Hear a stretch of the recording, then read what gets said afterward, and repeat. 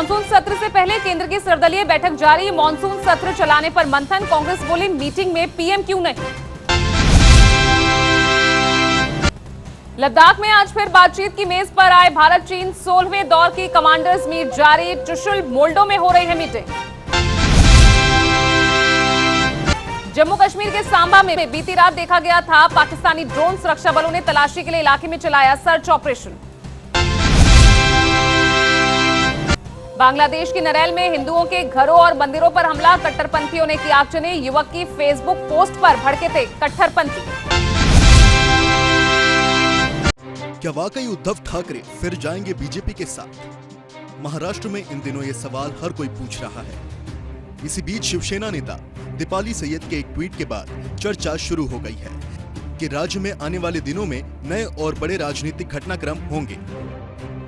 दीपाली सैयद ने अपने ट्वीट में कहा, ये सुनकर बहुत अच्छा लगा है कि अगले 2 दिनों में आदरणीय उद्धव साहब और आदरणीय शिंदे साहब शिवसैनिकों की भावनाओं पर चर्चा करने के लिए पहली बार मिलेंगे। साफ है कि शिंदे साहब शिवसैनिकों की तड़प को समझते थे और उद्धव साहब ने परिवार के मुखिया की भूमिका बड़े दिल से निभाई थी।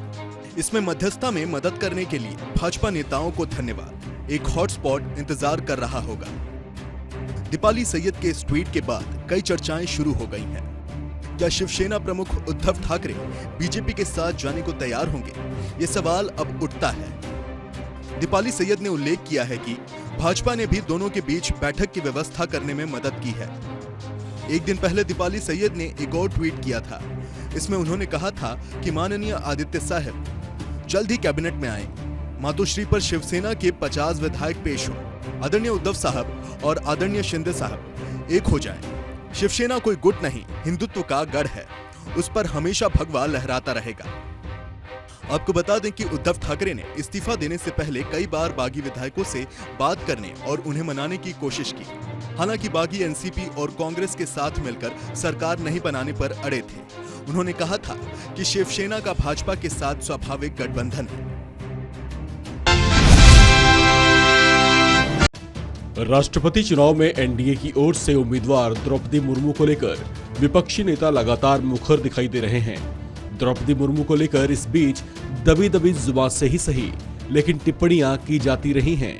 अब इसी तरह का एक अटपटा बयान देकर आरजेडी नेता तेजस्वी यादव ने सियासी गलियारे में पारा चढ़ा दिया है। उन्होंने कहा कि राष्ट्रपति भवन में हमें कोई मूर्ति नहीं चाहिए, क्योंकि हम तो राष्ट्रपति का चुनाव कर रहे हैं।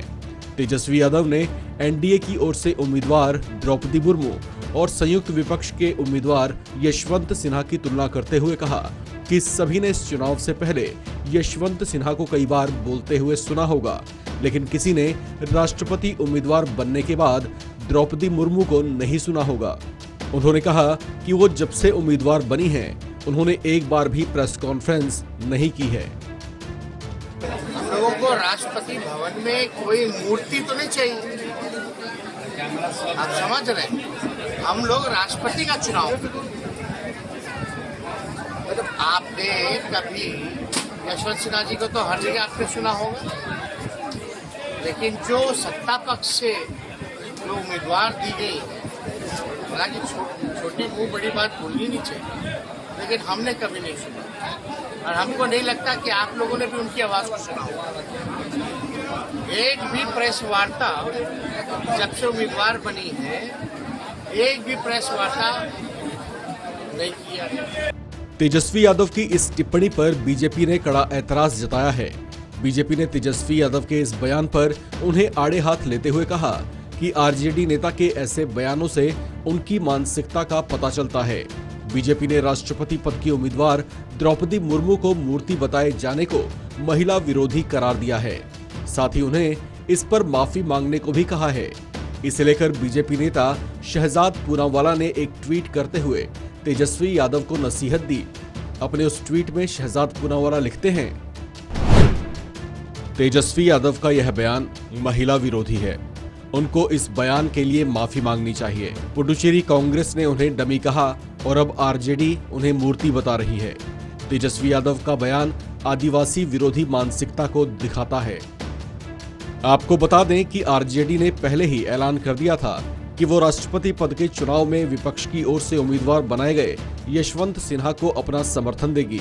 हालांकि तेजस्वी यादव मुर्मू की आलोचना करने वाले पहले राजनेता नहीं हैं। इससे पहले कांग्रेस के कुछ नेताओं की ओर से भी द्रौपदी मुर्मू पर टीका टिप्पणी की गई थी। राष्ट्रपति पद का चुनाव 18 जुलाई को होने जा रहा है।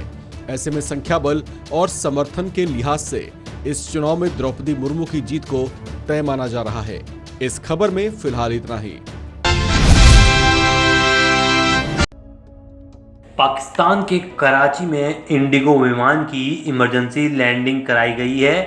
बताया जा रहा है कि फ्लाइट शारजा से हैदराबाद जा रही थी। शुरुआती जानकारी के मुताबिक तकनीकी खराबी के चलते फ्लाइट की लैंडिंग की गई है। तकनीकी खराबी की सूचना के बाद क्रू मेंबर्स ने विमान की इमरजेंसी लैंडिंग कराने का फैसला किया। आपको बता दें, विमान के पायलट को जब तकनीकी गड़बड़ी के बारे में पता चला तो उसने एहतियातन पाकिस्तान के कराची की ओर फ्लाइट को डाइवर्ट कर दिया, जिसके बाद उसे कराची एयरपोर्ट पर उतारा गया। वहां पर विमान की जांच की जा रही है। विमान में सवार सभी यात्री सुरक्षित हैं। इंडिगो एयरलाइंस कराची में एक और विमान भेजने की योजना बना रही है ताकि उसमें सवार यात्रियों को लाया जा सके। जानकारी के मुताबिक यात्रियों को दूसरे विमान से हैदराबाद लाया जाएगा। बता दें कि 2 सप्ताह में कराची में भारतीय विमान की ये दूसरी इमरजेंसी लैंडिंग है। मिली जानकारी के मुताबिक इंडिगो एयरलाइंस की ओर से कहा गया है कि शारजा से हैदराबाद फ्लाइट के पायलट को विमान में तकनीकी खराबी की जानकारी मिली। इसके बाद एहतियात के तौर पर विमान को कराची की ओर डाइवर्ट कर दिया गया। फिलहाल यात्रियों को हैदराबाद लाने के लिए कराची के लिए एक अतिरिक्त फ्लाइट की व्यवस्था की गई है। बता दें कि 5 जुलाई को भी स्पाइस जेट के विमान में खराबी आने के बाद कराची में इमरजेंसी लैंडिंग कराई गई थी। स्पाइस जेट का ये विमान दिल्ली से दुबई जा रहा था। खराबी के बाद फ्लाइट को पाकिस्तान के कराची में लैंड कराना पड़ा था। स्पाइस जेट की दूसरी फ्लाइट से यात्रियों को दुबई ले जाया गया था। आपको जानकारी के लिए बता दें, मामले पर डीजीसीए का बयान भी सामने आया है। बताया गया था कि स्पाइस जेट विमान के क्रू ने देखा कि फ्यूल टैंक का इंडिकेटर फ्यूल की मात्रा को तेजी से घटता दिखा रहा था। इसके बाद चेकिंग में कुछ गड़बड़ नहीं मिली।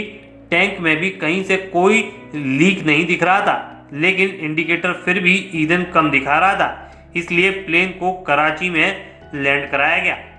बता दें कि 3 दिन पहले भी जयपुर में इंडिगो विमान की इमरजेंसी लैंडिंग कराई गई थी।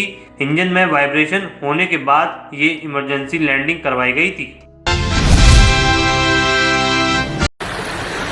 गाइस, अभी मैं हाफलोंग स्टेशन पे हूँ। ये आसाम पे पड़ता है एंड डिमासा डिस्ट्रिक्ट है गाइस। और यहाँ पर पिछले 10 दिनों से बहुत ही हैवीली रेन हो रहा है। उसके वजह से काफ़ी जगह पर डैमेज हुआ है। एंड यहाँ पर देखिए स्टेशन पे ये एक्चुअली पूरा हिल्स एरिया है। सो बारिश के वजह से लैंडस्लाइड होने की वजह से पूरा मिट्टी आके स्टेशन पे भर गया है। आप लोग देख सकते हो काफ़ी हैवीली यहाँ पर डैमेज हुआ है। ये स्टेशन है, स्टेशन के अंदर भी पूरा मिट्टी भर गया है, आप लोग देख सकते हो। एंड गाइस यहाँ पर देखिए ये ट्रेन है, ठीक है। यहाँ पर एक्चुअली ट्रेन आया था एंड ट्रेन यहाँ पर फंस गया। उसके वजह से यहाँ पर काफ़ी लोग फंस गए थे। फिलहाल यहाँ पर हेलीकॉप्टर की मदद से जो लोग थे उन्हें घर पहुँचा दिया गया है। एंड अभी स्टेशन पे जो वर्कर है वही लोग अभी यहाँ पर मौजूद हैं। और यहाँ पर देखिए मैं आपको ये ट्रेन का व्यू देखोगे गाइस। ये देखिए ये पूरा आगे से ट्रेन यहाँ पर फंस गया और यहाँ से देखिए ट्रेन पूरा ट्रेन ट्रैक से बाहर है और हैवीली यहाँ पर ट्रेन को गिरा दिया है बारिश की वजह से। और गाइस यहाँ पर काफ़ी ज़्यादा मिट्टी भरा हुआ है। मैं आप लोगों को आगे से दिखाऊंगा। एंड यहाँ पर देखिए एक इंजन पूरा मिट्टी से भर गया। मैं आपको थोड़ा आगे जाके पूरा व्यू दिखाता हूँ। गाइस प्लीज़ जो लोग भी यहाँ पर हाफलोंग पे रह रहे हैं उन लोगों के लिए प्लीज़ गाइस आप लोगों को दुआ करना है, क्योंकि पता ही नहीं गाइस क्या होने वाला है। क्योंकि और 4-5 दिन बारिश आने वाला है यहाँ पर, ऐसा यहाँ का अपडेट है। एंड पिछले 10 दिनों से बारिश आ रहा है जैसे कि मैंने आप लोगों को पहले बताया। और 5-6 दिनों में क्या होने वाला है गाइस हमें कुछ भी आइडिया नहीं है। मैं जितना हो सके आप लोगों को व्यू दिखाने का ट्राई करूँगा। अभी भी यहाँ पर बारिश थोड़ा थोड़ा गिर रहा है, बारिश कंटिन्यूली आ रहा है।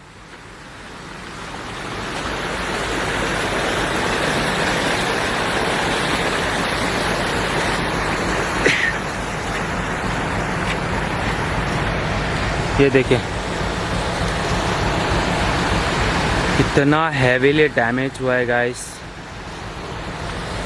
और गाइस आप लोगों से एक रिक्वेस्ट है कि इस वीडियो को शेयर कीजिए, क्योंकि काफ़ी लोगों को पता नहीं है यहाँ पर क्या हो रहा है। क्योंकि गाइस यहाँ पर पिछले 7 दिनों से लाइट नहीं है एंड ट्रैक भी पूरा बंद है और बाई रोड भी पूरा बंद है। एंड ये जो मैं वीडियो रिकॉर्ड कर रहा हूँ, मुझे नहीं पता ये वीडियो आप तक कब तक पहुँचेगा।